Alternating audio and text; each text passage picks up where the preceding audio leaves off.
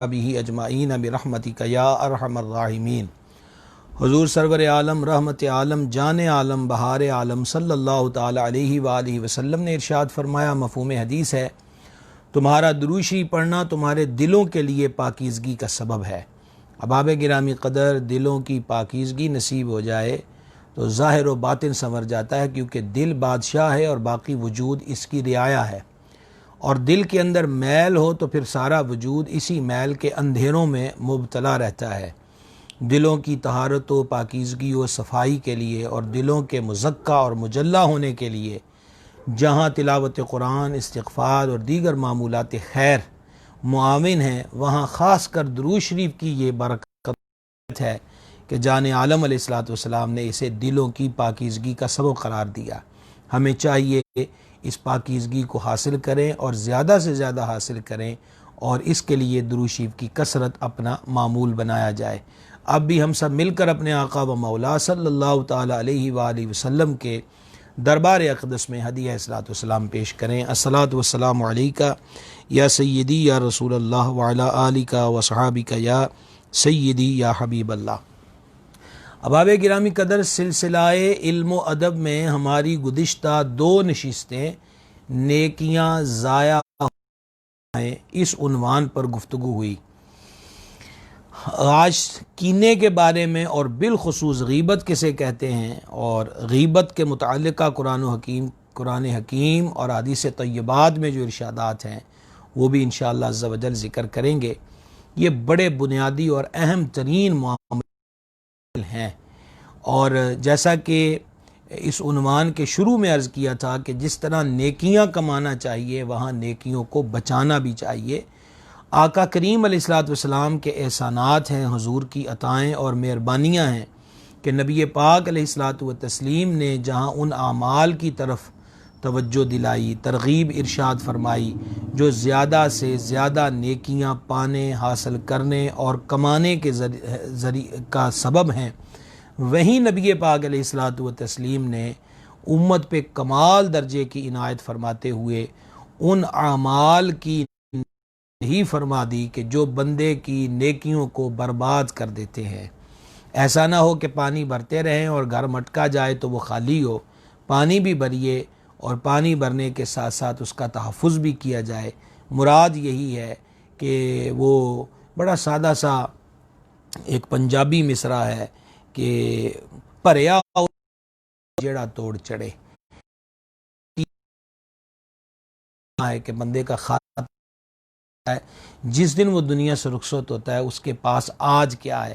اگر معاذ اللہ نتیجہ یہ نکلا کہ 100 نیکیاں کماتے تھے اور 1000 ضائع کرنے کا عمل بھی ساتھ ساتھ اختیار کرتے تھے تو پھر ہاتھ خالی جائیں گے اور اس کا فائدہ نہیں ہے۔ لہٰذا امور نیک، امور خیر اختیار کیے جائیں اور ساتھ ساتھ ان اعمال بد سے اپنے آپ کو بچایا جائے جو نیکیوں کو ضائع کر دیتے ہیں۔ میں نے کل گزارش کی تھی کہ ہم کینے کے بارے میں پہلے بات کریں گے اور پھر غیبت کے بارے میں بھی تذکرہ کریں گے۔ نبی مکرم صلی اللہ تعالی علیہ وآلہ وسلم نے ارشاد فرمایا، کینہ اور حسد نیکیوں کو اس طرح کھا جاتے ہیں جیسے آگ لکڑی کو کھا جاتی ہے۔ اس سے پہلے حسد کے بارے میں ذکر ہوا تھا کہ حسد نیکیوں کو ایسے کھا جاتا ہے جیسے آگ لکڑی کو کھا جاتی ہے۔ یہ حدیث کنز تعالی علیہ نے کینے کی تعریف کی ہے کہ کینہ کس کو کہتے ہیں۔ وہ بیان کرتے ہیں، الحقد ان یلزم قلبہ، کہ کینہ یہ ہے کہ انسان اپنے دل میں کسی کو بوجھ جانے، اس سے دشمنی و بغض رکھے، نفرت کرے، اور یہ کیفیت ہمیشہ ہمیشہ باقی رہے، اسے کینہ کہتے ہیں۔ یہ امام غزالی رحمۃ اللہ علیہ کی بات مکمل ہو گئی۔ مزید اس کو ہم آسان کر لیتے ہیں کہ کسی شخص کو ہم آتے ہوئے دیکھ رہے ہیں یا کسی کا ہمیں خیال آ گیا تو خیال آتے ہی دل میں اس کے متعلقہ بوجھ محسوس ہو، نفرت کی ایک لہر دماغ کے اندر دوڑنا شروع کر دے، تو اس کیفیت کو کینہ کہتے ہیں۔ تو کینہ جو ہے اس سے اپنے آپ کو بچانا چاہیے۔ اگر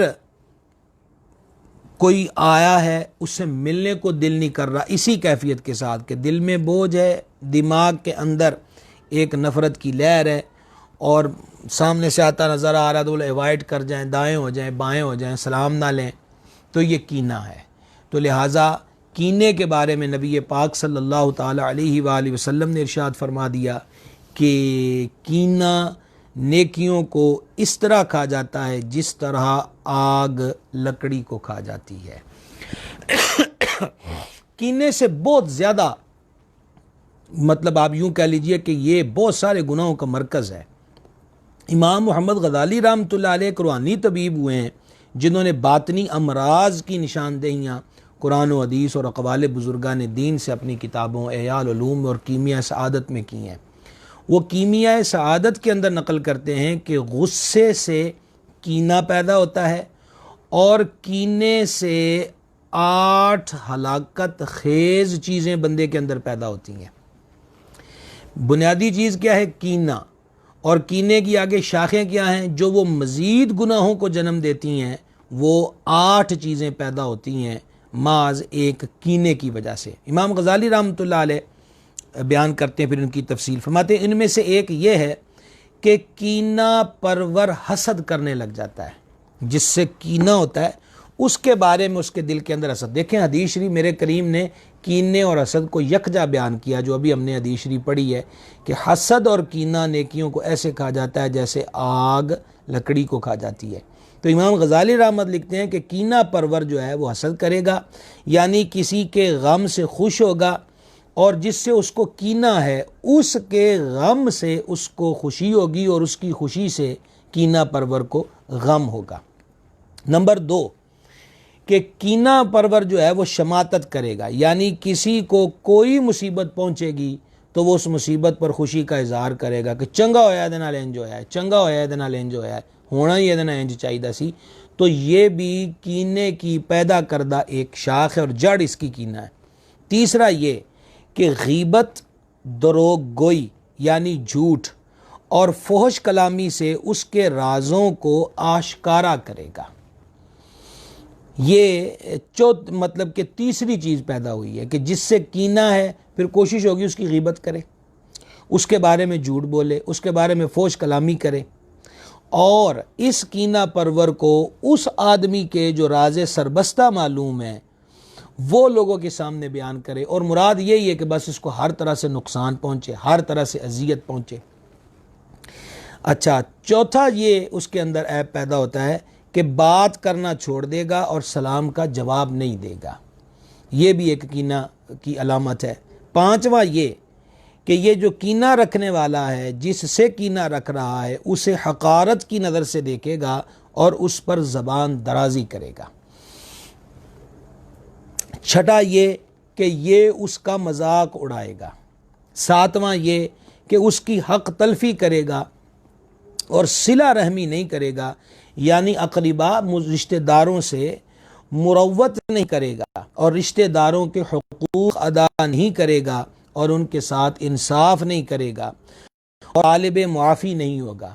اور آٹھواں جو عیب پیدا ہوتا ہے کینہ پرور کے اندر، یہ کہ جب اس پر قابو پائے گا، جس سے یہ کینہ رکھ رہا ہے اس پر قابو پائے گا تو اس کو نقصان پہنچائے گا اور دوسروں کو بھی اس کی ایذا رسانی پر ابھارے گا، یعنی خود بھی نقصان پہنچانے کی جب اس کو موقع مل گیا ضرور پہنچائے گا، اور باقیوں کو بھی اس معاملے میں تیار کرے گا کہ وہ باقی لوگ بھی اس کو نقصان پہنچائیں۔ اگر کوئی بہت دیندار ہے اور گناہوں سے بھاگتا ہے تو اتنا ضرور کرے گا کہ اس کے ساتھ جو احسان کرتا تھا نا اس کو روک دے گا۔ یعنی 8 چیزیں امام غزالی لکھ کر مزید 9ویں چیز ایک بیان کرتے ہیں کہ یہ کینے والی بری صفت اگر کسی بڑے دیندار بندے کے دل کے اندر بھی پیدا ہو جائے تو اگرچہ وہ 8 برائیاں اس کے اندر نہ ہوں، لیکن یہ چیز کم از کم اس کے اندر ہوگی کہ جو احسان اس کے ساتھ کرتا تھا، جو بلائی اور نیکی اس کے ساتھ کرتا تھا، اس کو روک دے گا اور اس کے ساتھ شفقت سے پیش نہیں آئے گا، اور نہ اس کے کاموں میں دل سوزی کرے گا، اور نہ اس کے ساتھ اللہ کے ذکر میں شریک ہوگا، نہ اس کی تعریف کرے گا، اور یہ تمام باتیں آدمی کے نقصان اور اس کی خرابی کا باعث ہوتی ہیں۔ یہ برائیاں پیدا ہوتی ہیں ایک کینے کی وجہ سے۔ اللہ تعالیٰ اس باطنی مرض سے ہمیں محفوظ رکھے۔ تو بہرحال نیک عمل ضائع ہونے کا ایک سبب کینہ پروری بھی ہے۔ احباب گرامی قدر، دور آج جس دور کے اندر ہم ہیں، اس دور کے اندر جتنی چیزیں امام غزالی علیہ رحمت نے بیان کی ہیں، ہم اپنے ارد گرد کے ماحول کو دیکھیں۔ دنیا کے اندر تعلقات عامہ ہوتے ہیں، یاری دوستیاں ہوتی ہیں، اور یہ دونوں شعبوں کے اندر بھی، یعنی ایک وہ طبقہ جس کو مذہبی طبقہ کہتے ہیں اور ایک وہ طبقہ جس کو ہم دنیا دار کہہ دیتے ہیں، دونوں کے ہاں یہ چیز پائی جاتی ہے کہ پہلے مراسمات ٹھیک ہیں، اٹھک بیٹھک ہے، کھانا پینا، چائے وائے سب کچھ چل رہا ہے، لیکن جیسے کسی چیز پر اختلاف پیدا ہو گیا، ایک دوسرے سے رائیں جدا ہو گئیں، تو اب وہ ساری محبت و مروت کے تقاضے ختم ہو جاتے ہیں۔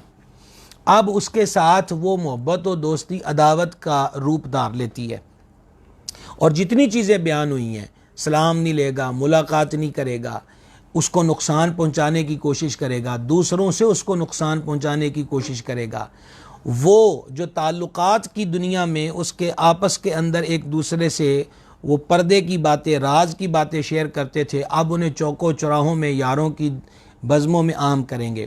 سننے والوں کو اتنا ضرور کرنا چاہیے غور، بزرگان دین رحمہ اللہ علیہ فرماتے ہیں کہ جڑا بندہ تیرے کو آ کے کسی دی برائی کردا ہے، اسی سے سمجھ جا کہ تو بھی اس کے وار سے نہیں بچ سکتا، وہ یہاں سے اٹھ کر تیری برائی بھی کسی کے آگے ضرور کرے گا۔ ایسے لوگوں کی معاشرے کے اندر ہمیشہ حوصلہ شکنی کرنی چاہیے۔ جب آپ حوصلہ شکنی کریں گے، حوصلہ شکنی کیا، میں نہیں کہتا اس کے منہ پہ تھپڑ مار دیں یا اس کو ڈانگ سوٹا مار دیں، بات سننے سے انکار کر دیں۔ یہی حل ہے ایسے لوگوں کا جو ادھر کی ادھر، ادھر کی ادھر لگائی بجائی کا کام کرتے ہیں، اور ان چیزوں نے آپ یقین مانیے کہ دنیا کے منچ سے لے کر مذہب کے اسٹیج تک اس قدر افتراق، انتشار، باہمی دوریوں کا ایسا ماحول پیدا کیا ہوا ہے کہ میرا نہیں خیال کہ جو نقصان ہو چکے ہیں ان نقصانوں کی کوئی تلافی کی صورت بھی نظر آتی ہو۔ کانوں کے کچے نہیں ہونا چاہیے، اختلافات کو ہوا نہیں دینی چاہیے۔ وہ فلانے نے جی بیٹھے ہوئے تھے، فلانے نے آپ کے بارے میں یہ کہا، اسی لیے ہم نے غیبت کا عنوان بھی چنا ہے، یہ بڑا اہم ترین ہے، اور بعض علماء فرماتے ہیں یہ فرائض علوم میں سے ہے کہ، اور بندہ ہل جاتا ہے جب وہ غیبت کی تعریف پڑھتا ہے اور پھر غیبت کی مذمت پر، اور پھر غیبت کرنے والے کے لیے جو سزائیں ہیں، تو اس بندے کو تو وہ سن کر پڑھ کر یہ لگتا ہے کہ وہ خاموش ہی ہو جائے، اور ایسے تو حدیث پاک میں نہیں فرمایا من سمعت نجا، جو چپ رہ گیا اسے نجات پالی۔ تو گزارش یہ کرنا چاہتا تھا، آج کا دور کیسا ہوگا، بڑی حیران کن بات ہے۔ آپ یقین مانیں کہ جب میں نے یہ بات پڑھی تھی تو بڑا حیران میں ہوا، اور پھر یہ پڑھ کے کچھ تسلیاں بھی ہوتی ہیں بزرگوں کے طریقوں کے ساتھ۔ شیخ فرید الدین عطار رحمۃ اللہ علیہ نے تذکرۃ الاولیاء کے اندر لکھا ہے کہ حضور پر نور سید السادات سرکار سیدنا امام جعفر الصادق رضی اللہ تعالی عنہ، آپ عمر کے آخر حصے کے اندر تارک الدنیا ہو گئے۔ ویسے بھی آل اطہار کی ہسٹریاں پڑھیے تو انہوں نے دنیا کو سینے سے نہیں لگایا، جو ان کے پاس آیا اللہ کی راہ میں لٹا دیا۔ یہ گھرانہ بڑا ستھرا اور نفیس اور پاکیزہ گھرانہ ہے، تیری نسل پاک میں ہے بچہ بچہ نور کا، تو ہے عین نور تیرا سب گھرانہ نور کا۔ آپ اس پورے گھرانے کو دیکھیں، انہوں نے دنیا کے مال سے، دنیا کی وہ جو لمبی امیدیں ہوتی ہیں، دنیا کی جو خواہشات ہوتی ہیں، ان لوگوں نے اس کے ساتھ کوئی شغف نہیں رکھا۔ ہر چیز، سخاوت اس گھر کا حسن اور ریتی رواج ہے، عفو و درگزر اس گھر کا حسن اور ریتی رواج ہے۔ حضور پر نور امام جعفر الصادق رضی اللہ تعالیٰ عنہ یہ اگر جلوتوں میں بھی تھے تو تب بھی اللہ رسول کی بات کرنے والے لوگ تھے۔ بہرحال بات یہ ہے کہ انہوں نے گوشہ نشینی اختیار کر لی اور لوگوں سے میل جول جو تھا اس کو ترک کر دیا۔ بڑی مزے کی بات ہے اور بڑا اس کے اندر حکمت کے موتی ہیں۔ تو حضرت امام جعفر الصادق رضی اللہ تعالیٰ عنہ کے پاس وقت کے بہت بڑے محدث حضرت سیدنا سفیان ثوری رحمۃ اللہ تعالیٰ علیہ زیارت کو حاضر ہوئے اور عرض کیا کہ سیدی آپ گوشہ نشین ہو گئے ہیں، لوگ آپ کے دیدار سے محروم ہیں، اور آپ کے شرف ملاقات سے لوگ جو فائدے اٹھاتے تھے اس سے محروم ہو گئے، آپ کے ملفوظات جلیلہ سے لوگ محروم ہو گئے ہیں۔ تو حضور پر نور سرکار سیدنا امام جعفر الصادق رضی اللہ تعالی عنہ نے حضرت سیدنا سفیان ثوری رحمہ اللہ کو جو جواب دیا آپ نے ایک ربائی پڑھی. آپ بھی ذرا سنیے کہ امام جعفر پاک نے کیا فرمایا.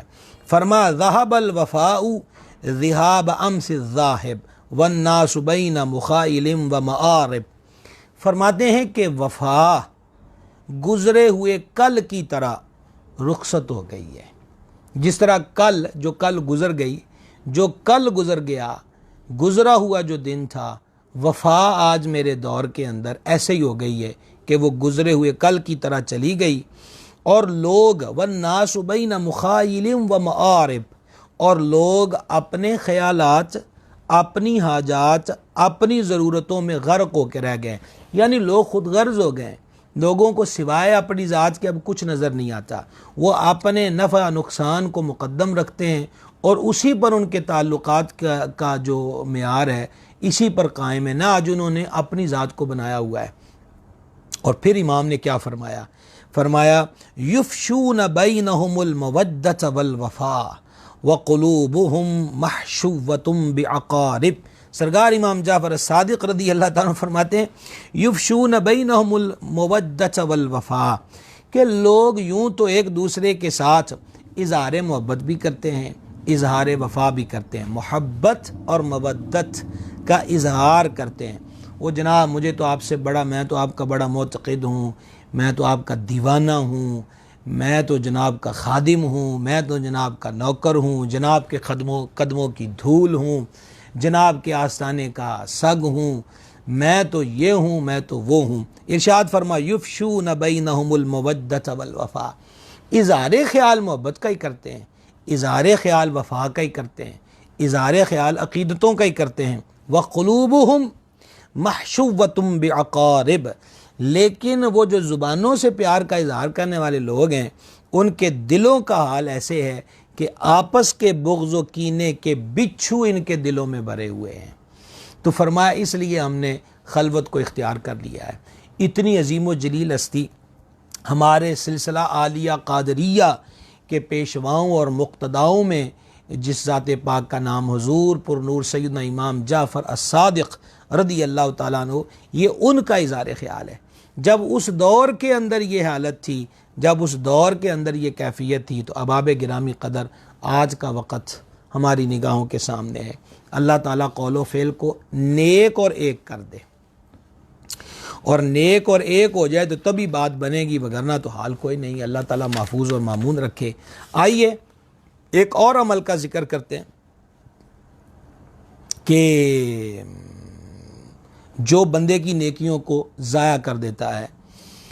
حضرت خواجہ حسن بصری رضی اللہ تعالیٰ عنہ سے مروی ہے یاتی علی الناس زمان، فرمایا لوگوں پہ ایک ایسا زمانہ آئے گا یکون حدیثہم فی مساجدہم فی امر دنیاہم، کہ مسجد میں بیٹھ کر دنیا کی باتیں کریں، دنیا کی بحثیں کریں گے.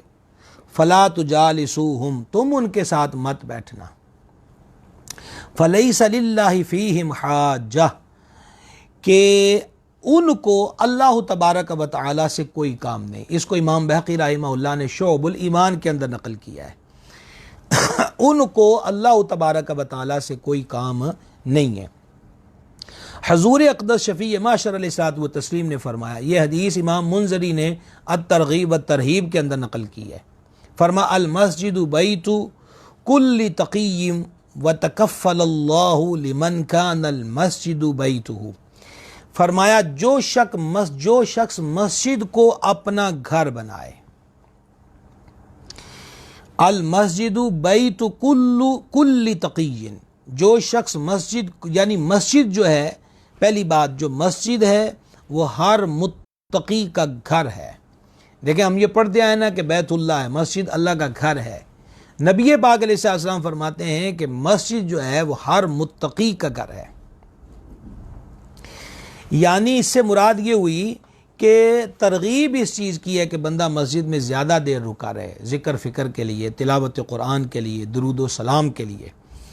اور پھر فرمایا کہ وَتَكَفَّلَ اللَّهُ لِمَنْ كَانَ الْمَسْجِدُ بَيْتُهُ بِالرَّوْحِ وَالرَّحْمَةِ وَالْجَوَازِ عَلَى الصِّرَاطِ إِلَى رِضْوَانِ اللَّهِ إِلَى الْجَنَّةِ. جو شخص مسجد کو اپنا گھر بنا لے، اللہ تبارک و تعالی اس کے لیے راحت، رحمت اور پل صراط سے گزار کر اپنی رضا اور جنت تک لے جانے کا کفیل ہے، جو بندہ مسجد کو اپنا گھر بنا لے۔ ایک روایت میں ہے کہ مومن مسجد میں ایسے ہوتا ہے جیسے مچھلی پانی کے اندر ہوتی ہے۔ منافق کے لیے فرمایا جیسے پنجرہ کے اندر پرندے کو قید کیا جاتا ہے، اس کی بے چینی کی حالت مسجد کے اندر یہ ہوتی ہے۔ یہاں پر سب حضرات کی خدمت میں عرض کرنا چاہوں گا کہ جب بھی حاضری تو ہوتی ہے مسجد میں نماز پنجگانہ کی صورت میں، تو معمول یہ بنا لیجئے کہ جب نماز پڑھ لی، سلام پھیر لیا، تو کوئی زیادہ وقت نہیں لگتا، وہ تسبیح سیدہ فاطمہ رضی اللہ تعالی عنہ اس کو پڑھا جائے 33 بار سبحان اللہ، 33 بار الحمدللہ، 34 مرتبہ اللہ اکبر، اور دعا مانگ کر پھر بندہ مسجد سے اٹھے۔ یہ جو ہوتا ہے کہ ابھی سلام ایک طرف ہی پھرا ہوتا ہے اور دوسری طرف سلام پھرنے سے پہلے ہی بندہ اٹھنے کی پوزیشن میں ہوتا ہے، جلدی ہو، ٹرین چھوٹ رہی ہے، فلائٹ چھوٹ رہی ہے، گاڑی چھوٹ رہی ہے، قافلہ چھوٹ رہا ہے، کو ہنگامی صورتحال ہے، کو بہت زیادہ ایمرجنسی ہے، تو اس میں کوئی پابندی نہیں ہے، لیکن اپنے دل کا ٹھہراؤ جو ہے، اپنی طبیعت کا جو ٹھہراؤ ہے، وہ ہمیں قائم رکھنا چاہیے۔ ہم جمعہ کے موقع پر دیکھتے ہیں کہ لوگ بالکل مسجد کے پڑوس میں ہوتے ہیں، وہ گھروں میں بیٹھ کر اذان خطبہ کی جو اذان ہے اس کا انتظار کر رہے ہوتے ہیں، اور وہ شروع ہوتی ہے تو پھر ان کی آمد مسجد کے اندر ہوتی ہے، اور جیسے ہی فرضوں سے سلام پھرا تو جناب سب سے پہلا کام ہے کہ دوڑ لگائی، دڑکی لگائی اور چپل پہننے کے لیے پہنچے، تو وہاں ان کو یاد آتا ہے کہ اس ہنگامی صورتحال میں اور اس بھاگم بھاگی میں مسجد کی ٹوپی سر پہ رہ گئی ہے، تو پھر ان کو جلدی تو ہے بڑی ہے، جلدی ممکن ہے کہ گھر میں میچ کا باقی حصہ ہو، سمجھا گئی ہے، باقی کوئی فلمیں ڈرامے دیکھنا ہو، اور یا کوئی بھی جلدی نہیں ہے تو بس مسجد میں ویسے دل نہیں لگ رہا، تو مسجد میں دل کا نہ لگنا پہ بیماری تو ہے روحانی طور پر، اس کا علاج کرنا چاہیے۔ تو پھر وہ وضو خانے سے ہی جہاں سے چپل پہنی ہے وہیں سے ٹوپی اٹھا کر سر سے اتار کر مسجد کو پھینک دیں گے کہ لے بھی تیرے تیسی آسان کیتا ہے، گھر چلے ہیں۔ تو عجیب طریقہ کار ہے۔ یہاں ترغیب یہ دی گئی ہے کہ جو مسجد کو اپنا گھر بنا لے، جنت تک لے جانے کی جو کفالت ہے وہ اللہ رب العزت نے اپنے ذمہ کرم پہ لی ہوئی ہے، تو رغبت کی جائے مسجد کی طرف، اپنا جو دھیان ہے اس کے اندر اپنی جو توجہ ہے اس کو راغب رکھا جائے، اس کے اندر خیر اور برکت ہے۔ اعلیٰ حضرت رحمۃ اللہ علیہ نے، چونکہ حدیث بیان ہو رہی تھی کہ ان لوگوں کو اللہ سے کوئی کام نہیں ہے، اعلیٰ حضرت عظیم البرکت رحمۃ اللہ علیہ نے مسجد میں دنیا کی باتیں، ہنسی کھیل، یہ وہ، ان امور کے بارے میں سوالات کے جوابات کے ضمن میں کچھ روایات کو بیان فرمایا، آپ بھی وہ سن لیں۔ آپ لکھتے ہیں کہ امام ابو عبداللہ نصفی رحمۃ اللہ علیہ نے مدارک شریف میں حدیث نقل کی، الحدیث فی المسجد، کہ مسجد کے اندر دنیا کی بات، یاکل الحسنات، نیکیوں کو اس طرح کھا جاتی ہے، کما تاکل البہیمۃ الحشیش، جس طرح چوپایا گھاس کو کھا جاتا ہے۔ پھر اعلیٰ حضرت رحمۃ اللہ نے آگے نقل کیا، من تکلم فی المساجد بکلام الدنیا احبط اللہ تعالی عنہ عمل 40 سنہ، جو مسجد میں دنیا کی بات کرے اللہ تبارک و تعالی اس کے 40 برس کے عمل اکارت فرما دے، یعنی کہ ضائع کر دے۔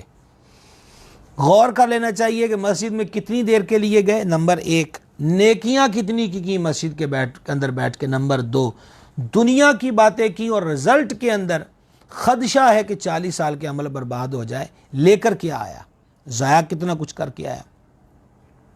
یہ روایت نقل کرنے کے بعد امام اہل سنت رحمۃ اللہ علیہ لکھتے ہیں، اقول ومثلہ لا یقول بالرأی، میں کہتا ہوں کہ اس قسم کی بات رائے اور اٹکل سے نہیں کہی جا سکتی۔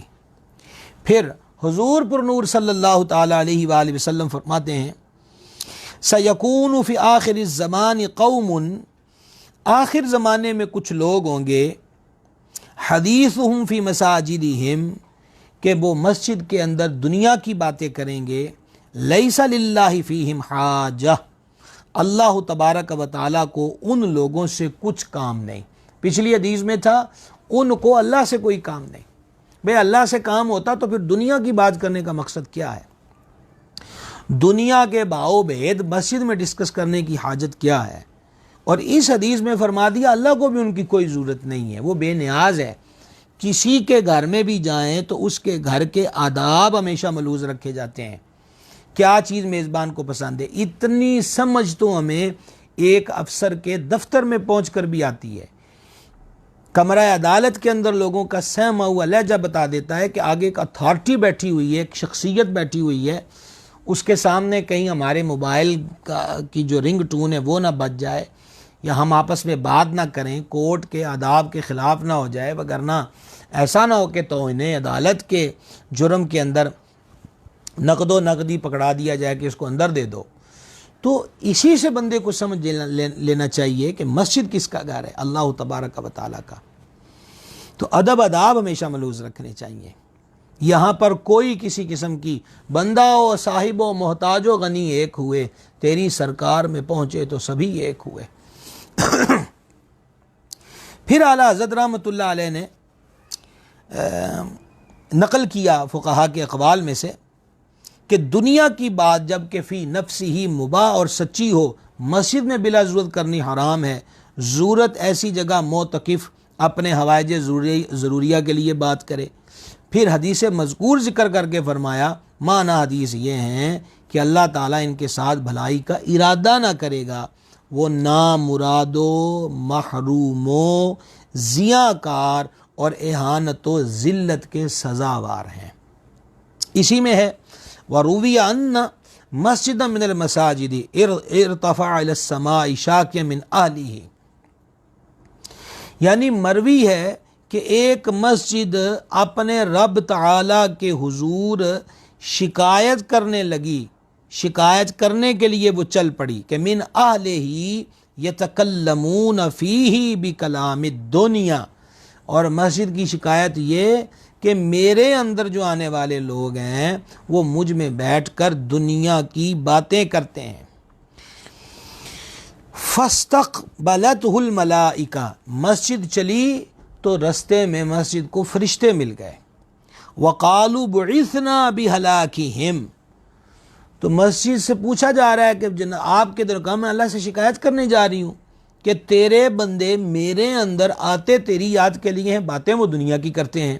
تو ملائکہ نے ان سے کہا کہ ہمیں رب نے ان کو ہلاک کرنے کے لیے بھیجا ہے، الامان والحفیظ۔ اور اسی میں ہے وَرُوِيَ أَنَّ الْمَلَائِكَةَ يَشْكُونَ إِلَى اللَّهِ تَعَالَى مِن نَتْنِ فَمِنَ الْمُغْتَابِينَ وَالْقَائِلِينَ فِي الْمَسَاجِدِ بِكَلَامِ الدُّنْيَا، کہ جو لوگ غیبت کرتے ہیں، جو سخت حرام اور زنا سے بھی اشد ہے، اور جو لوگ مسجد میں دنیا کی باتیں کرتے ہیں، ان کے منہ سے وہ گندی بدبو نکلتی ہے کہ جس سے فرشتے اللہ تعالیٰ کی بارگاہ میں ان کی شکایت کرتے ہیں۔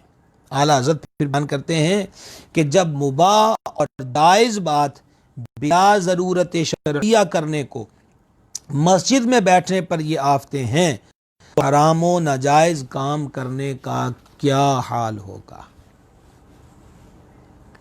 اللہ رب العزت مہربانی فرمائے، کرم فرمائے، سمجھ عطا فرمائے، اور اپنے گھر کا جو ادب ہے وہ مالک کریم اپنے محبوب پاک صلی اللہ تعالیٰ علیہ وسلم کے صدقے میں نصیب فرمائے۔ اب آتے ہیں جو ہم نے بنیادی طور پہ مضمون عنوان رکھا تھا کہ غیبت کسے کہتے ہیں۔ نبی مکرم صلی اللہ تعالیٰ علیہ وآلہ وسلم نے ارشاد فرمایا، الغیبت تأکل الحسنات، غیبت نیکیوں کو اس طرح کھا جاتی ہے، کما تأکل النار الحطب، جیسے آگ لکڑی کو کھا جاتی ہے۔ امام محمد غزالی رحمۃ اللہ علیہ نقل کرتے ہیں، آگ بھی خشک لکڑیوں کو اتنی جلدی نہیں جلاتی جتنی جلدی غیبت بندے کی نیکیوں کو جلا کر راکھ کر دیتی ہے۔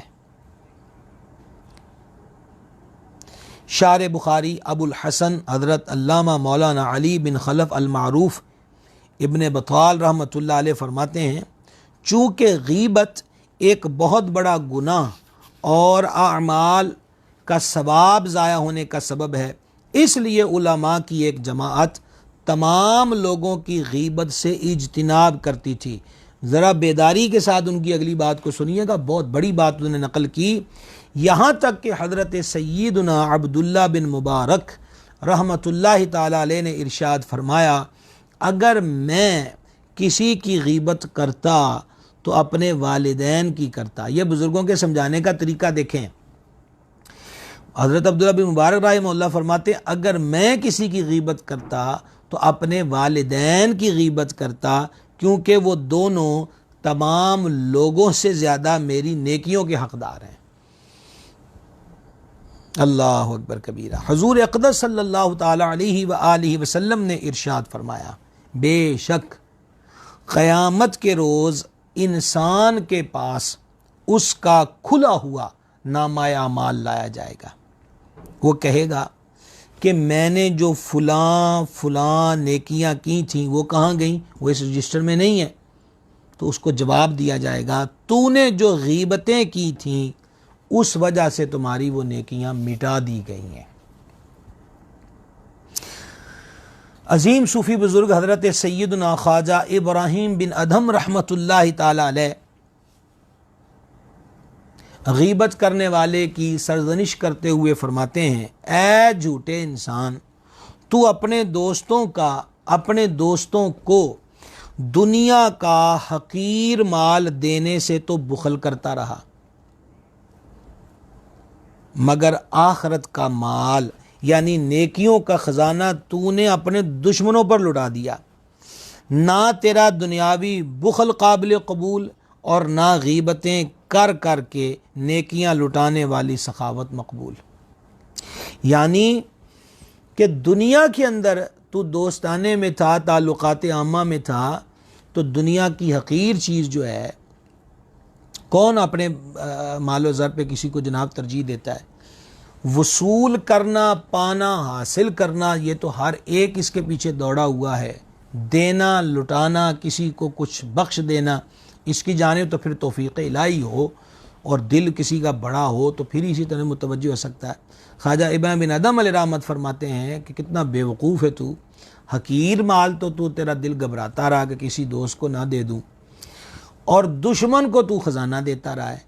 یعنی اصل چیز کیا ہے؟ مال کہاں رہ گیا اسی دنیا میں، ساتھ کس نے جانا تھا؟ اعمال نے۔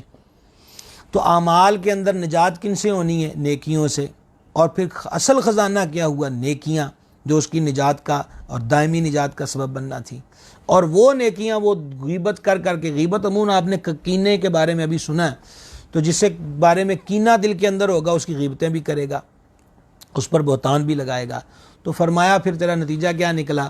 وہ جو کنجوسی تھی وہ بھی قبول نہ ہوئی، اور یہ تیری سخاوت ہے کہ دشمنوں کو نیکیاں دیتا رہا ان کی غیبتیں کر کے، نہ تیری یہ سخاوت قبول ہے۔ دونوں معاملوں میں تو زیرو پر آ گیا ہے۔ سرکار سیدنا عبداللہ ابن عباس رضی اللہ تعالی عنہما کا فرمان ہے، اذا اردت ان تذکر عیوب صاحبک فاذکر عیوبک، جب تم اپنے ساتھی کی برائیاں بیان کرنا چاہو تو اپنی برائیاں یاد کر لیا کرو۔ حضور پر نور صلی اللہ تعالی علیہ وآلہ وسلم کا فرمان اقدس ہے، اللہ تبارک و تعالی کی طاعت کو، فرما برداری کو، بندوں کی طرف سے کی جانے والی تعریف کی محبت سے ملانے سے بچتے رہو، کہیں تمہارے اعمال برباد نہ ہو جائیں۔ اللہ اکبر کبیرہ۔ حضرت سیدنا طاہر بن حسین رحمۃ اللہ علیہ، ایک مرتبہ ان سے کسی نے پوچھا، آپ کو عراق آئے ہوئے کتنا عرصہ گزر گیا ہے؟ جواب دیا، میں 20 سال سے عراق میں ہوں اور 30 سال سے روزے رکھ رہا ہوں۔ فرمایا، میں نے آپ سے ایک سوال پوچھا تھا، آپ نے جو جواب 2 دے دیے، یعنی یہی کافی تھا کہ آپ عراق میں اتنے عرصے سے ہیں، روزے کا ذکر کس لیے کر دیا؟ یہ ایک سوال کے 2 جواب نہیں دینے چاہیے۔ مراد یہ ہے کہ بندہ اپنی نیکیوں پر دوسرے سے تعریفیں سننے کا خواہش مند نہ ہو۔ احباب گرامی قدر، غیبت کی بات ہوئی تھی جو حضرت خواجہ ابراہیم بن ادھم رحمۃ اللہ علیہ کی ذکر ہوا کہ انہوں نے کہا کہ تو دوست کو حقیر مال دینے سے اور دشمن کو اپنا خزانہ دیتا ہے۔ اور پھر حضرت عبداللہ بن مبارک کا جو فرمان تھا کہ اگر میں غیبت ہی کروں تو اپنے ماں باپ کی کروں کہ وہ لوگوں سے زیادہ میری نیکیوں کے حقدار ہے، تو اس سے مراد یہ ہے کہ غیبت کرنے والا جس کی غیبت کرتا ہے اپنی نیکیاں اس کے کھاتے میں ڈال دیتا ہے۔ غیبت کہتے کس کو ہیں؟ صدر الشریعہ بدر الطریقہ سیدی مفتی محمد امجد علی اعظمی رحمۃ اللہ علیہ لکھتے ہیں بارِ شریعت کے 16ویں حصے میں، کسی شخص کے پوشیدہ عیب کو اس کی برائی کرنے کے طور پہ ذکر کرنا غیبت کہلاتا ہے۔ حضرت ابو الفرج عبد الرحمن بن جوزی نے احادیث مبارکہ کی روشنی میں غیبت کی تعریف بیان کی، تو اپنے بھائی کو ایسی چیز کے ذریعے یاد کرے کہ اگر وہ سن لے یا یہ بات اسے پہنچے تو اسے ناگوار گزرے، اگرچہ تو اس میں سچا ہو، خواہ اس کی ذات میں کوئی خامی بیان کرے یا اس کی عقل میں یا اس کے کپڑوں میں یا اس کے فعل یا قول میں کوئی کمی بیان کرے یا اس کے دین یا اس کے گھر میں کوئی عیب بیان کرے یا اس کی سواری، اس کی اولاد، اس کے غلام، اس کی کنیز میں کوئی عیب بیان کرے یا اس سے متعلق کسی بھی شے کا برائی کے ساتھ تذکرہ کرے، یہاں تک کہ تیرا یہ کہنا کہ اس کی آستین یا دامن لمبا ہے، سب غیبت میں داخل ہیں۔ حضرت سیدنا امام احمد بن حجر مکی شافعی علیہ رحمت نقل کرتے ہیں کہ علماء فرماتے ہیں انسان کے کسی ایسے عیب کا ذکر کرنا جو اس میں موجود ہو غیبت کہلاتا ہے۔ اب وہ عیب چاہے اس کے دین، دنیا، ذات، اخلاق، مال، اولاد، بیوی، خادم، غلام، امامہ، لباس، حرکات و سکنات، مسکراہٹ، دیوانگی، ترش روئی، خوش روئی وغیرہ، کسی بھی ایسی چیز میں ہو جو اس کے متعلق ہو۔ پھر وہ علماء بیان کرتے جسمانیت میں غیبت کی مثالیں کیا ہیں، غور سے سنیے گا۔ اندھا، لنگڑا، گنجا، ٹھگنا، لمبا، کالا اور زرد رنگ والا، پیلے رنگ والا وغیرہ کہنا۔ دین میں غیبت کی مثالیں فاسق، چور، خائن، ظالم، نماز میں سستی کرنے والا، والدین کا نافرمان وغیرہ وغیرہ کہنا۔ مزید آگے چل کے نقل فرماتے ہیں، کہا جاتا ہے کہ غیبت میں کھجور کی سی مٹھاس اور شراب جیسی تیزی اور سرور ہے۔ کھجور جیسی مٹھاس اور شراب جیسی تیزی اور سرور ہے۔ اللہ عز و جل اس آفت سے ہماری حفاظت فرمائے اور ہماری طرف سے غیبت والوں کے حقوق معاذ اپنے فضل و کرم سے خود ہی ادا فرمائے، کیونکہ اس کے علاوہ انہیں کوئی شمار نہیں کر سکتا۔ اچھا، یہاں پر آپ کو ایک حضرت حکیم الامت مفتی احمد یحییٰ خان نعیمی رحمت نے، پہلے میں آپ کو صحیح مسلم کی حدیث سناتا ہوں تاکہ حدیث شریف سے بھی مزید وہ جو بزرگوں نے صدر الشریعہ یا ابن جوزی یا دیگر نے جو نقل کی ہے غیبت کی تعریف، اس پہ ایک حدیث پاک سن لیجئے۔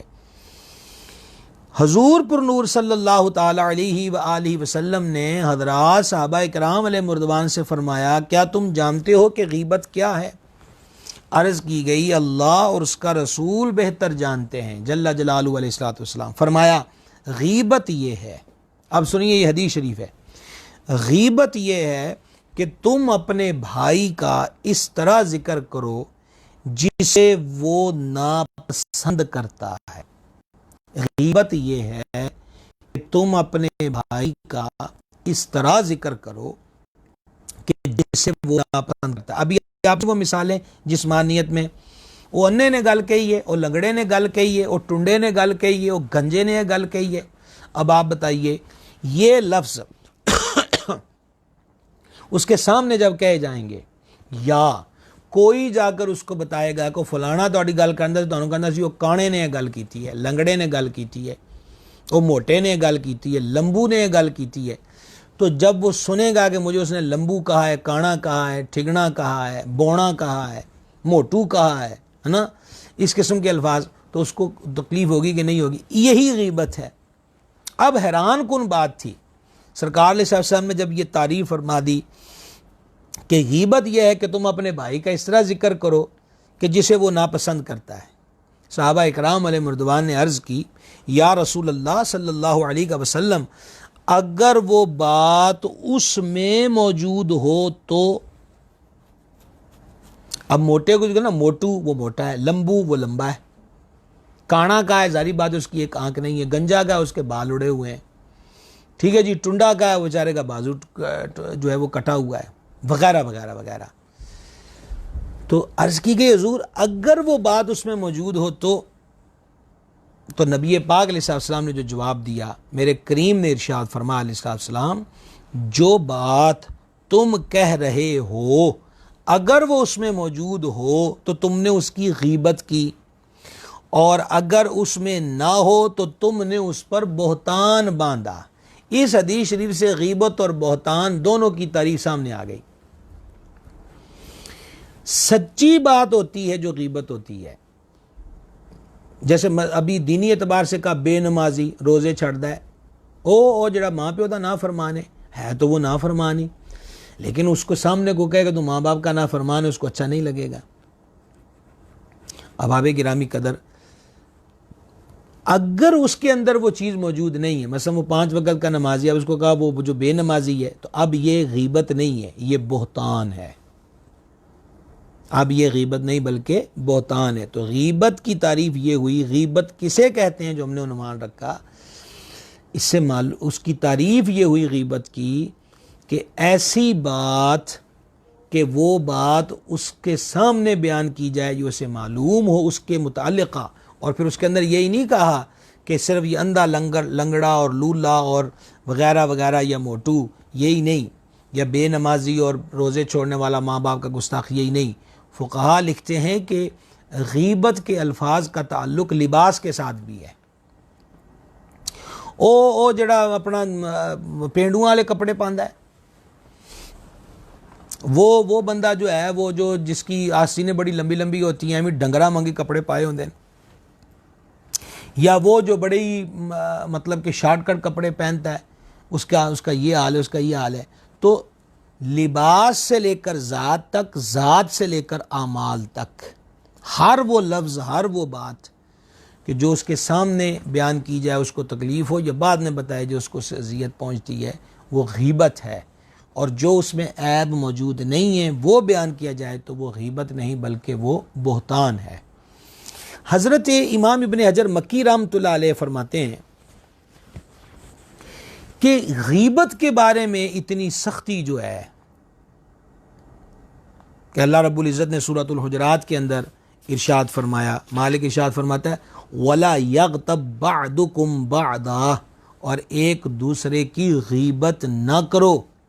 أَيُحِبُّ أَحَدُكُمْ أَن يَأْكُلَ لَحْمَ أَخِيهِ مَيْتًا فَكَرِهْتُمُوهُ، کیا تم میں کوئی پسند رکھے گا کہ اپنے مرے ہوئے بھائی کا گوشت کھائے تو یہ تمہیں گوارا نہ ہوگا۔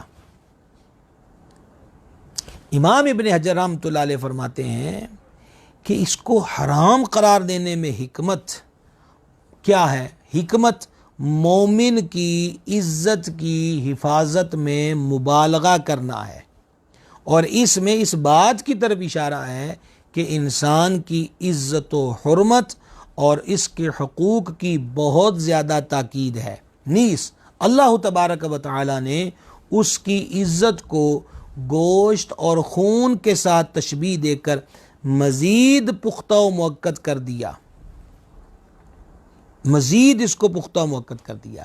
تو غیبت کے حرام ہونے کی جو وجہ ہے اور غیبت پر جو اس قسم کے احکامات بیان کیے گئے ہیں، اس کا بنیادی سبب یہ ہے کہ مراد مسلمان کی عزت کی حفاظت کرنا ہے۔ نبی مکرم صلی اللہ تعالی علیہ وآلہ وسلم نے ارشاد فرمایا، اس حدیث کو امام بہقی رحمۃ اللہ علیہ نے شعب الایمان کے اندر نقل کیا، معراج کی رات ہم ایسی عورتوں اور مردوں کے پاس سے گزرے جو اپنی چھاتیوں کے ساتھ لٹک رہے تھے۔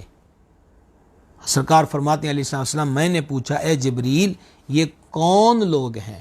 عرض کی یہ منہ پر یعنی سامنے عیب لگانے والے اور پیٹھ پیچھے برائی کرنے والے ہیں، اور ان کے متعلق اللہ تبارک و تعالی ارشاد فرماتا ہے ویل لکل ہمزۃ لمزہ، خرابی ہے اس کے لیے جو لوگوں کے منہ پر عیب کرے اور پیٹھ پیچھے بدی کرے۔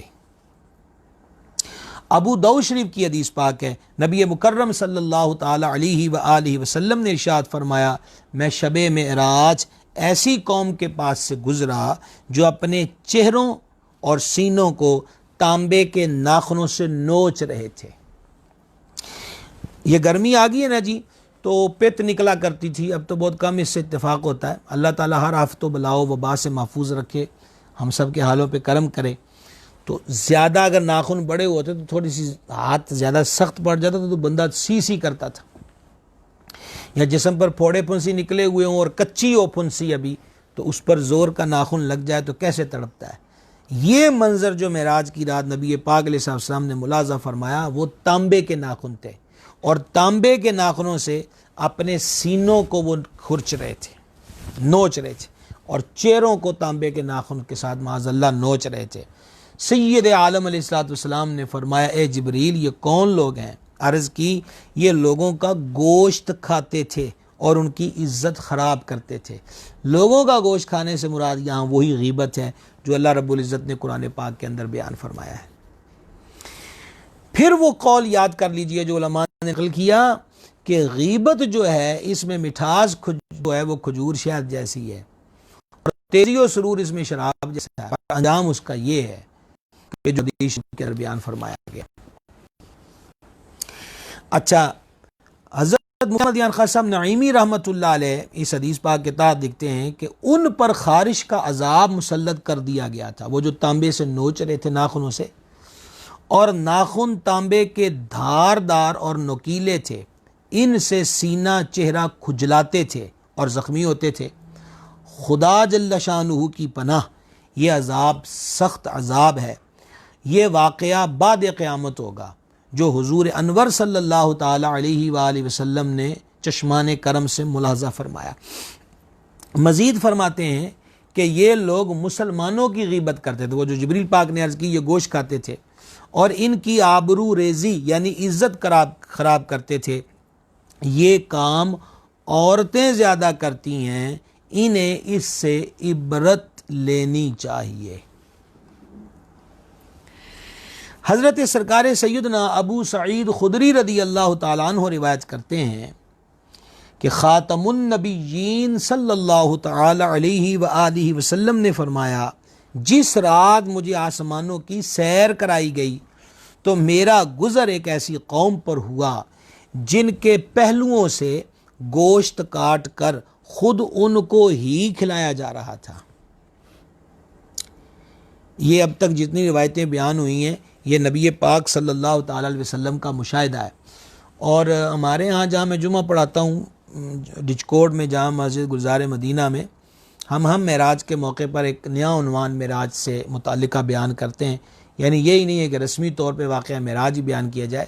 تو ایک دفعہ ہمارا مضمون عنوان گفتگو تھا کہ شب معراج حضور کے مشاہدات۔ تو معراج شریف کے واقعات بھی جو ہیں وہ جو اجتماعات ہماری اصلاح کے لیے ہونے چاہیے، کاش کہ ان اجتماعات کے اندر جہاں اس معجزہ جلیلہ اور آقا علیہ السلام کی یہ فضیلت عظیمہ، یہ بھی حضور کی فضیلت ہے کہ جو عذاب قیامت کے بعد ہونے ہیں، سرکار کا یہ معجزہ ہے کہ وہ حضور اس کو پہلے ملاحظہ فرما رہے ہیں۔ یہ بھی دیکھیے، یہ دلائل النبوہ امام بیہقی کی اور فقیہ ابو اللیث نے اس کو تنبیہ الغافلین کے اندر نقل کیا ہے کہ سرکار علیہ السلام نے یہ منظر دیکھا کہ ان لوگوں کے پہلوؤں سے گوشت کاٹ کر انہی کو کھلایا جا رہا تھا، اور انہیں کہا جا رہا تھا کھاؤ، تم اپنے بھائیوں کا گوشت کھایا کرتے تھے۔ میں نے پوچھا اے جبریل یہ کون ہے؟ عرض کی یا رسول اللہ علیہ الصلوۃ والسلام یہ لوگوں کی غیبت کیا کرتے تھے۔ امام طبرانی نے معجم اوسط میں حدیث شریف لکھی، نبی کریم صلی اللہ تعالی علیہ وآلہ وسلم نے فرمایا جو دنیا میں اپنے جس بھائی کا گوشت کھائے گا یعنی غیبت کرے گا، وہ یعنی جس کی غیبت کی تھی قیامت کے دن اس کے قریب لایا جائے گا۔ کس بندے کے؟ ایک بندے کے قریب، یعنی جس کی غیبتیں کی ہیں اس کے قریب غیبت کرنے والے کو لایا جائے گا، اور اس سے کہا جائے گا اس مردہ حالت میں بھی کھا جس طرح اسے زندہ کھاتا تھا۔ پس وہ اسے کھائے گا اور تیوری چڑھا لے گا، یعنی منہ بگاڑے گا، اور سخت تکلیف کی وجہ سے شور و غل مچائے گا۔ اللہ تبارک و تعالی ہم سب کو اپنی پناہ کے اندر رکھے، اور غیبت جیسے جرم سے اور غیبت جیسے عمل سے اللہ تبارک و تعالی ہمیں محفوظ رکھے۔ آج غیبت کے بارے میں صرف تمہیدی گفتگو ہے۔ غیبت کی تعریف کر دی گئی کہ جو لباس، ذات، اعمال کسی بھی اعتبار کے ساتھ ایسی بات کرنا کہ جو اس کے لیے اذیت کا باعث ہو، وہ غیبت ہے۔ ابھی ہم آپ کو کل کی جو ہماری نشست ہوگی انشاءاللہ اس میں یہ بھی بتائیں گے کہ اجتماعی غیبتیں بھی ہوتی ہیں، یعنی ایک شہر والوں کے لیے کوئی عیب دار لفظ استعمال کرنا وہ پورے شہر کی غیبت قرار پاتا ہے کہ نہیں، وغیرہ وغیرہ، کیا نقصان ہے اس کا۔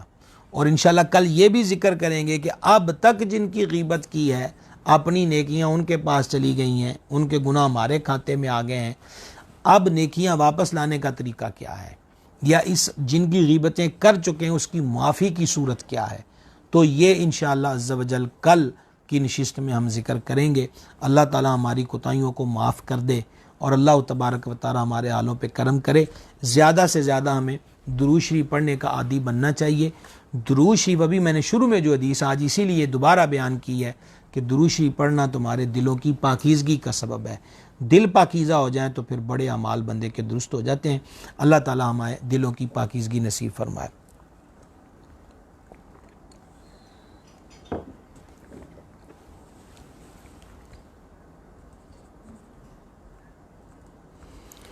یہ کر دیجئے گا سامنے جو حضرات کے نام آ رہے ہوں، جن کے شیئر کرنے کا جو سلسلہ ہے وہ آپ حضرات نہ بھولا کریں، زیادہ سے زیادہ لوگوں تک پیغام پہنچانے کی کوشش کیا کریں۔ اللہ تبارک و تعالی اعمال خیر میں ہمیں قبول فرمائے اور توفیق عطا فرمائے۔ محمد عظیم اعظم علوی صاحب ہیں، حافظ ذیشان صاحب ہیں، میاں نوید صاحب ہیں، جناب مولانا شہباز گل قادری صاحب ہیں، دعا دے رہے ہیں جی جزاک اللہ خیر و ایاک۔ جناب نور آصف صاحب نے سلام لکھا ہے جی وعلیکم السلام ورحمۃ اللہ، دعا سے بھی نوازا جی، اللہ آپ کو خوش رکھے۔ ملک غلام مرتضیٰ صاحب ہیں، جناب آپ کو بھی خوش آمدید۔ جناب حافظ ذیشان صاحب نے بھی دعا سے نوازا، جزاک اللہ خیر آمین و ایاک۔ محمد فاروق خان صاحب ہیں، جناب اہلا و سہلا۔ جناب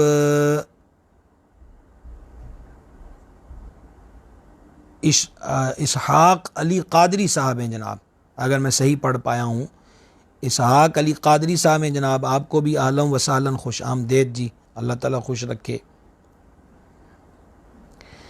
ماشاءاللہ حاجی انصر قادری صاحب جی میرپور سے، آپ کو بھی خوش آمدید۔ ڈاکٹر عبد الکریم صاحب ہیں، سلام لکھا ہے جی وعلیکم السلام ورحمۃ اللہ۔ محمد سجاد جویہ صاحب ہیں، جناب دعا دے رہے ہیں جی جزاک اللہ خیر آمین۔ جناب حافظ ابو بکر صاحب جی، جناب آپ کی بھی محبت جناب حافظ صاحب، اللہ خوش رکھے۔ محمد بلال صاحب اہلا و سہلا۔ اچھا سجاد جویہ صاحب نے عبد الستار اتاری صاحب کا بھی یہاں لکھا ہے جی، آپ کو بھی جناب خوش آمدید، اللہ تعالیٰ خوش رکھے، برکت عطا فرمائے۔ اور جناب شاہد سرفراز صاحب، شاہد سرفراز صاحب ہیں، جناب آپ کو بھی اہلا و سہلا۔ جناب سید مدثر صاحب ہیں، جناب شاہ صاحب دعاؤں سے نواز رہے ہیں جی، سید صاحب بڑی محبت آپ کی جی، دعا کریں اللہ اخلاص کے ساتھ، اخلاص کی دولت کے ساتھ یہ توفیق عطا فرمائے، اور اسی طریقے کے ساتھ جو ہم بیان کرتے ہیں اللہ ہمیں بھی عمل کی توفیق دے اور امت مسلمہ کو اس کی توفیق عطا فرمائے۔ محمد ندیم قادری صاحب ہیں جی دبئی۔ حافظ ابو بکر صاحب ہیں جی اہلا و سہلا۔ شاہد سرفراز صاحب نے جی سلام لکھا ہے وعلیکم السلام ورحمۃ اللہ وبرکاتہ۔ جناب محمد احمد صاحب ہیں جی، دعا سے نواز رہے ہیں جی، بڑی محبت آپ کی جناب محمد احمد صاحب، اللہ خوش رکھے، آمین۔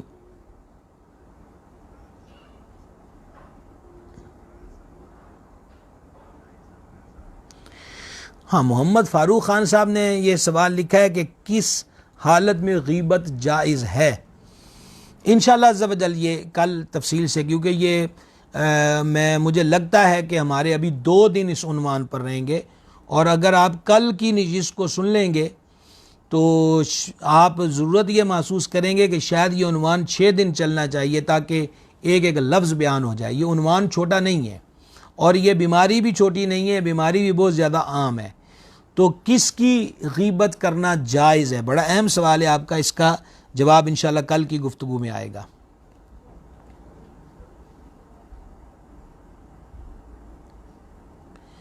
جناب محمد شاہد صاحب ہیں جی، آپ کو بھی خوش آمدید۔ فاروق خان صاحب دعا دے رہے ہیں جی، بڑی محبت آپ کی جناب۔ محمد عثمان اعظم اوان صاحب جی، آپ کو بھی خوش آمدید۔ ندیم قادری صاحب دعا دے رہے ہیں جی، جزاک اللہ خیر۔ جناب شاہد سرفراز صاحب پوچھ رہے ہیں کہ جمعے کی نماز کتنے بجے ادا کی جائے گی؟ دیکھیں جی، آج کل ہم 1:15 بجے بیان شروع کر رہے ہیں گلزار مدینہ مسجد میں، 1:15 بجے۔ تو میں سب حضرات سے ملتمس ہوں کہ پھر ایک دفعہ کرونا وائرس جو ہے معاذ اللہ تعالی، اب تو جگہ جگہ اس کی خبریں سننے کو مل رہی ہیں، تو یہ احتیاطی تدابیر اختیار کریں۔ ضروری نہیں ہے کہ حکمران سختی کی راہ اختیار کریں تو ہم تب احتیاط کریں، خود جانوں کا تحفظ چاہیے۔ نہ تو محل ملاقاتوں کے بعد ہاتھ دھونے میں کوئی قباحت ہے، نہ ماسک لگانا کوئی جرم ہے، اور اسی طریقہ کے ساتھ بلا ضرورت گھر سے، ویسے بھی بندے کو گھر میں ذکر اذکار میں مصروف رہنا چاہیے۔ تو ان تمام امور پہ توجہ کریں۔ گلزار مدینہ مسجد میں بھی جو جمعہ پڑھنے تشریف لائیں گے ماسک پہن کر آئیے، اور ہم انشاءاللہ کوشش کریں گے کہ ہماری انتظامیہ سینیٹائزر کا بھی اہتمام جو ہے وہ دروازوں پہ رکھیں۔ جائے نماز اپنے لے کر جہاں بھی آپ جاتے ہیں مسجد میں، وہ جو طریقہ کار رکھا ہوا ہے کہ جائے نماز لے جانے کا اہتمام، تو احتیاطی تدابیر ضرور اختیار کریں۔ یہ احتیاطی تدابیر نہ شریعت کے خلاف ہیں، نہ یہ کوئی اس کا معاذ اللہ اس کو اختیار کرنا کوئی جرم و گناہ ہے، تو خدا را ان چیزوں کو اختیار کریں۔ اللہ تعالیٰ کے حضور ہم گڑ گڑا کے عرض بھی کریں کہ وہ مالک ہمارے گناہوں کو معاف کر دے، ہمارے حالوں پہ کرم کرے۔ 1:15 بجے شروع ہوگا جی، تقریباً 2:35 پہ آ کے ہمارے یہاں جماعت ہوتی ہے۔ جناب محمد احمد صاحب ہیں جی، دعا سے نواز رہے ہیں جناب، بڑی محبت جناب آپ کی، جزاک اللہ خیر، آمین و ایاک، اللہ تعالیٰ آپ کو بھی خوش رکھے۔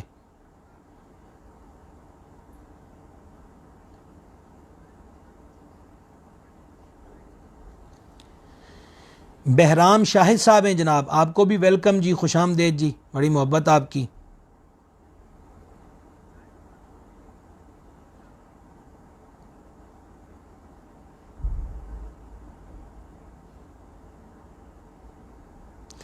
ماشاءاللہ نور آصف صاحب نے لکھا جی کہ بے شک سال پورا بیان فرماتے رہے، ہم حاضر ہیں۔ جناب بڑی محبت آپ لوگوں کی، اللہ تعالیٰ آپ کو خوش رکھے۔ اس گرمی کے موسم میں اور ہمہ ہمی کے دور میں 1 گھنٹہ سے زیادہ کئی دفعہ گفتگو ہو جاتی ہے، تو اور ہم نے بھی کبھی تعداد کو پیش نظر نہیں رکھا۔ ایک صاحب بھی ہماری گفتگو سنے تو سرکار کی ڈیوٹی دیتے رہیں گے انشاءاللہ تعالی، لیکن الحمدللہ اگلے روز تک میں دیکھتا ہوں کہ سلسلہ، اور ویسے بھی سوشل میڈیا پہ اس قدر آپ کہہ لیجئے کہ فورمز ہیں، اور اس میں جتنے بھی آ جاتے ہیں ہمیں تو خوشی ہوتی ہے کہ کوئی سن لے، اور توفیق عمل کی اللہ کی دربار سے ہے، اور اللہ ہمیں وہ عطا فرمائے۔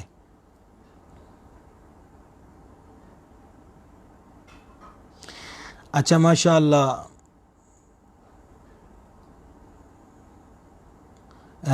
جناب محمد احمد صاحب لکھ رہے ہیں کہ آپ حافظ عدالت صاحب کے پوتے ہیں، غالباً اگر حضرت مولانا عدالت علی صاحب جو حضور محدث اعظم رحمۃ اللہ علیہ کے شاگرد و خلیفہ تھے، مجھے یاد پڑ رہا ہے ان کا، اللہ تعالیٰ ان کے بھی درجات کو بلند فرمائے، آپ کو بھی سلامت رکھے۔ ماشاءاللہ بہت ہمارے معروف عالم دین ہیں، ممتاز خطیب پاکستان ہیں، محمد عدنان شکور قادری صاحب، جناب آپ کو بھی خوش آمدید، آپ کو بھی خوش آمدید۔ جناب افتخار اتاری صاحب کا سوال ہے، کیا دوران نماز لگا سکتے ہیں ماسک؟ تو جب یہ سلسلہ شروع ہوا تھا اسی وقت ہمارے بہت سے اکابر اور جید مفتیان کرام نے وبا کے معاملے کے اندر ماسک دوران نماز لگانے کے جواز کا بھی فتویٰ دیا تھا۔ تو بہرحال یہ کہ اصل میں چہرہ چھپانے کی ممانعت آئی ہے، لیکن یہ چہرہ چھپانا عذر کے سبب کا مطلب اس پر ہمارے علماء نے جواز کا فتویٰ دیا ہے۔ تو لیکن اگر کوئی ماسک اتنی دیر نماز کی حالت میں اتار لے اور بعد میں اس کو پہنے رکھے، مثال کے طور پہ 10-15 منٹ بھی اگر مسجد میں تقریر ہو رہی ہے تو ماسک لگائے رکھے، اقامت تک تکبیر تحریمہ تک پڑھنے سے پہلے تک ماسک لگائے رکھے، جب اللہ اکبر کہنا تھوڑی دیر کے لیے اس کو ہٹا لے تو حرج نہیں ہے۔ تو بہرحال جواز کا فتویٰ بھی علماء نے دیا ہے۔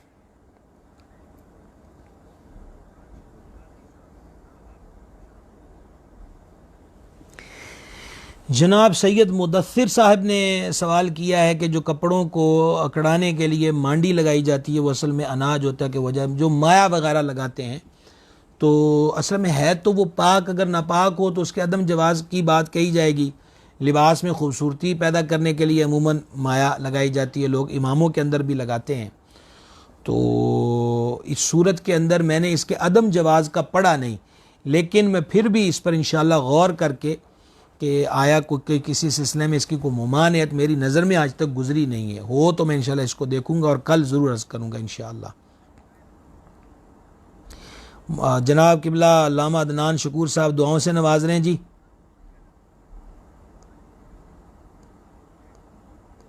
بڑی محبت آپ کی جناب۔